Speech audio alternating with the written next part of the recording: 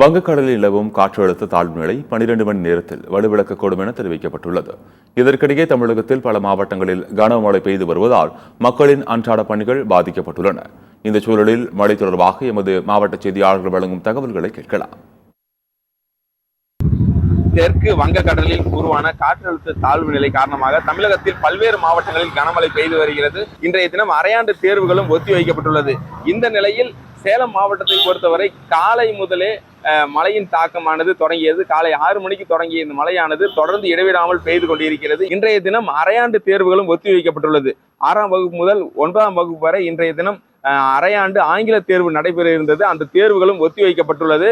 இடைவிடாமல் பெய்து வரும் கனமழையின் காரணமாக சேலம் மாவட்டத்தில் பல்வேறு பகுதிகளில் தற்பொழுது இந்த இடைவிடாமல் மழை பெய்து கொண்டிருக்கிறது. ஏற்காடு பகுதியிலும் அதிக கனமழை பெய்த காரணத்தினால் 20க்கும் மேற்பட்ட கிராமங்களில் தற்பொழுது மின்சாரம் துண்டிக்கும் முழுமையாக தடைப்பட்டுள்ளது. தொடர்ச்சியாக இந்த மழை பெய்து வருவதால் கல்லூரி மாணவ மாணவிகள் அரசு பணிக்கு செல்வோர், மற்ற பணிகளுக்கு செல்வோர் மழையில் நனைந்தவாறு தங்களுடைய பயணத்தை மேற்கொண்டு வருகின்றனர். சத்தியம் செய்திகளுக்காக சேலத்திலிருந்து ஆனந்த்.